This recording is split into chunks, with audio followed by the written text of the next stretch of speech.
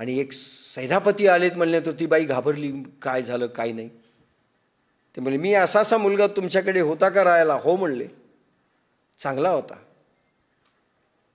आणि बाईसाहेब तुम्ही मला म्हणाले ना, तुम्ही माझी माता आहात, तुम्ही त्यावेळेस जी टिंगल उडवली, मी तुमचं जर ऐकलं असतं भावनात्मक मोहाचं, तर एवढा मोठा आज मी झालोच नसतो. मी अडकलो नाही ना तुमच्या कुठल्याही पाशात, म्हणून मी आज एवढा मोठा आहे. लांबची दृष्टी म्हणजे वर्तमान काळात दुःख असू शकतं, पण भविष्य काळात प्रचंड सुख असेल, ते हित आहे. आणि काही लोक असा हित म्हणून विचार करतील, वर्तमान काळात मज्जा करायला मिळते, भविष्य काळात खड्ड्यात जाऊ. म्हणून जी माणसं खूप खातात, कारण वर्तमान काळात मज्जा आहे, जीभ थांबत नाहीये, रुकत नाहीये, चरवंतर पण नक्कोच वाटतं, खूप खातात. वर्तमान काळात मोज मजा रसना फार मजा वाटते, असेच तुकडे गिळण्यात. भविष्यात डायबिटीस, भविष्यात काय ब्लड प्रेशर, भविष्यात हार्ट अटॅक. आणि अशी माणसं आली की पहिल्यांदा समजावं, यांना हित कळालं नव्हतंच आणि आताही कळेल की नाही शंका आहे. पात्रता हा विषय जर घेतला, साधक कसा असावा, कारण ज्या काळात यांनी घोर चुका केल्या आरोग्याविषयीच्या,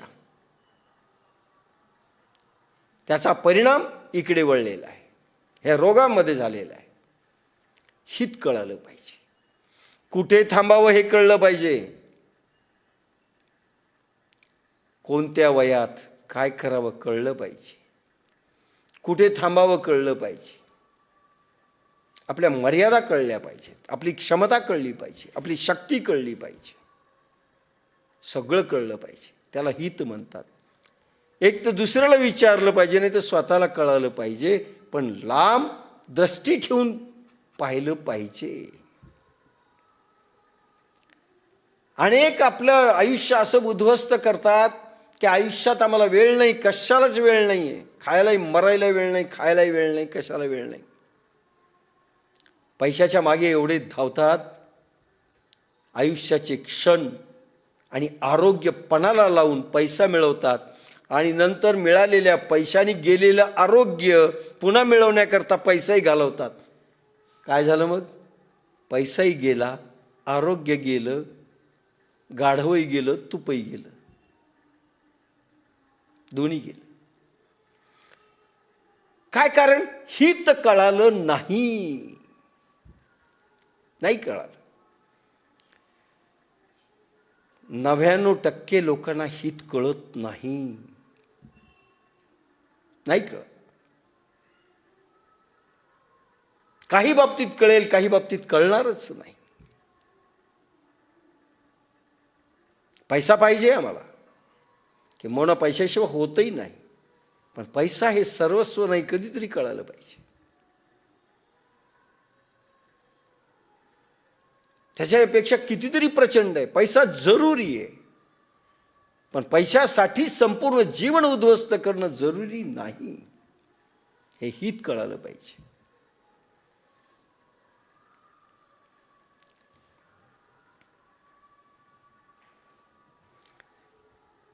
भूत भावीचा विचार करून, म्हणजे भूतकाळातला विचार करा, वर्तमान काळाचा करा, भविष्य काळाचा करा, असं करून हित ठरवा. ही लाईन दिली पहा, जी आपल्याला उपयोगी आहे. मौलीनी अर्जुनाच्या माध्यमातून आपल्याला लाईन दिलेली आहे, कसा हित समजावं. निश्चित सत्य निर्णय आम्हाला सांगा, कारण आमचे जीवलग इष्ट मित्र सर्व रीतीने आपणच आहात. भगवंता, तुम्ही जीवलग आहात, मित्र आहात आणि इष्ट आहात. खरा मित्र कोण? सध्या असं आहे, खरा मित्र कोण? जो पार्ट्या झोडतो, त्याला बेवकूफ बनवतो, त्याच्या पैशावर मजा मारतो. सध्याचं असं झालंय. खरा मित्र, इष्ट, जीवलग कशाला म्हणतात? जो हित काय ते सांगेल. स्पष्ट सांगेल, आवडो ना आवडो तुम्हाला. तुका म्हणे हित होय तो व्यापार. पुढे कराळ ते काय, तुका म्हणे हित होय तो व्यापार. हित काय, असा व्यापार करा. इंद्रियांचा व्यापार, मनाचा व्यापार आणि बिझनेसचाही व्यापार, कुठलाही हित.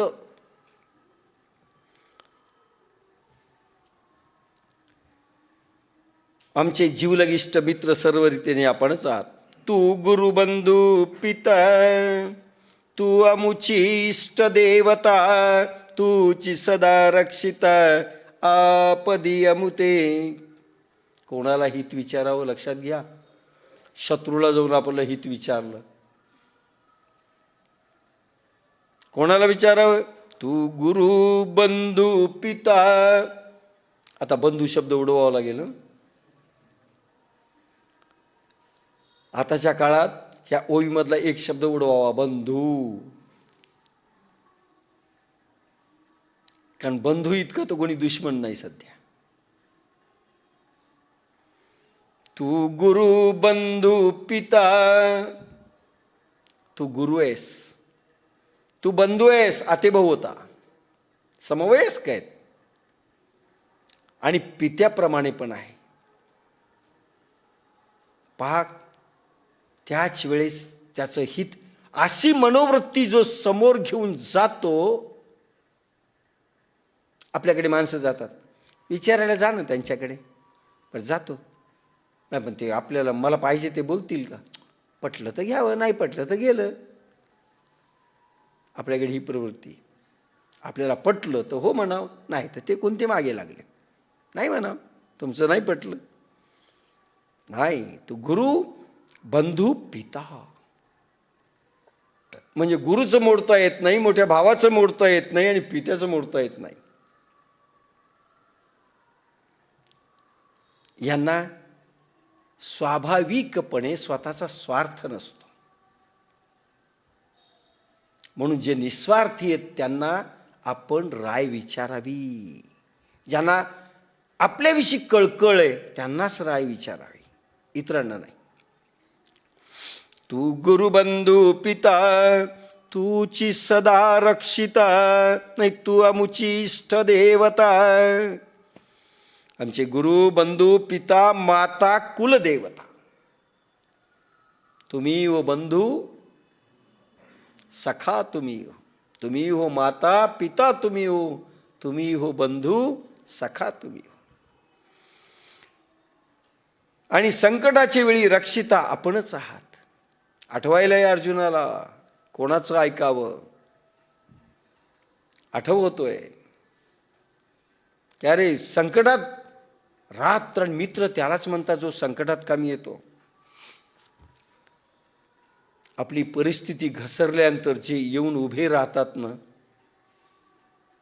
बळ द्यायला, ते खरे मित्र, ते खरे इष्ट, ते खरे नातेवाईक. संकटाच्या काळात परीक्षा, तुम्हाला परीक्षाच घ्यायची असेल, फक्त संकट येऊ द्या, मग लक्षात येईल कोणाला किती सहकार्य मिळतं, कोणाचं. फार कठीण प्रसंग आहे. आणि म्हणून अर्जुनाला ज्या ज्या वेळेस संकट आले भगवान नेहमी उभा होता. कोण होतो पांडवांच्या मागे सांगा? कोण होतं? केव्हा होते मागे? कोणी नाही, फक्त हा भगवान मागे होता. आपणही लक्षात घ्या, संकट किती कोसळोत, भगवान मागे पाहिजे. आणि भगवान मागे राहण्याकरिता भक्ती तेवढी तीव्र पाहिजे. मग मात्र कोणावरही विश्वास तुम्हाला ठेवता येणार नाही. बायको असेल तर नवऱ्यावर नाही, घरच्या लोकावर नाही, माहेरच्या लोकावर नाही, फक्त. आणि जर तिनं विश्वास ठेवला तोपर्यंत भगवान धावणार नाही. नाही धावत भगवान. भगवान त्याच वेळेस धावतो ज्यावेळेस सगळे दोर तुम्ही कापून टाकलेले आहेत. कोणते दोर? आणि त्यांनी मांडलंय तुम्ही हो माता पिता तुम्ही हो, फक्त आरती करताना नाही, परिपूर्णपणे भगवंता तुझ्याशिवाय कोणी नाही. जसं द्रौपदीचं झालं होतं, मी सांगितलं ना की द्रौपदीचं ज्यावेळेस चीरहरणाचा प्रसंग चाललेला आहे, ही महाराज धृतराष्ट्राला पहिल्यांदा विनवणी करते, त्याला भगवान आठवत नाही. आणि आपल्याला शेवटी भगवान आठवत असतो बरं, अगोदर कधीच नाही. महाराजाला खूप प्रार्थना केली, तुम्ही सासरे आहात, असे आहात, तसे आहात, काही उपयोग झाला नाही. पाची पांडवांना तिनं विनंती केली की तुम्ही माझे रक्षक आहात, काही उपयोग झाला नाही. कृपाचार्याकडे गेली, द्रोणाचार्याकडे गेली, शेवटी भीष्म पितामहाकडे हात जोडून उभी राहिली. हे काही करू शकत नाही, तुम्ही फक्त आरोळी ठोका, काही उपयोग झाला नाही. आणि मग तिनं जो अकांताने टाहो फोडला, हा भगवान द्वारकाधीश द्वारकेमध्ये जेवत होता. मी तुम्हाला सांगितलं, जेवत असताना रुक्मिणी वाढत होती, पाटावर बसले होते, डायनिंग टेबल त्या काळात नसावा, आणि जोरात पळाले, तसाच घास तोंडात ठेवून आपण दरवाजापासूनच परत आले. रुक्मिणीला नेहमीच होतं, केव्हाही पळू शकतात हे तिला माहिती होतं, पण परत आलेलं तिने पहिल्यांदाच पाहिलं. अहो, तुम्ही पळत गेला त्यावेळेस लक्षात आलं की कुठल्या तरी भक्तावर संकट आलं, पण तुम्ही परत का आले? ती म्हणाले, त्या भक्ताला स्वतःच्या सामर्थ्यावर आता भरोसा झालाय. सगळ्याकडून सुटली म्हणे ती. आणि कोणाची गोष्ट करताय म्हणले? पांचाली, द्रौपदीची.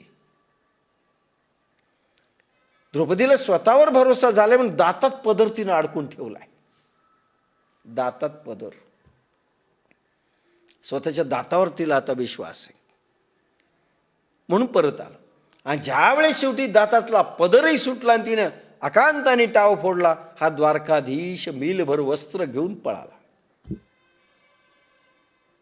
थकला तो दुःशासन ओढता ओढता. कशाकरता सांगितलं? पाश तुटले पाहिजे की माझा रक्षता फक्त भगवान आहे, मला कोणीही नाही ह्या जगात. जोपर्यंत हा भाव येत नाही तोपर्यंत भगवान तुमच्या पाठीमागे कधीच येत नाही, कोणाच्याही पाठीमागे गेले नाही.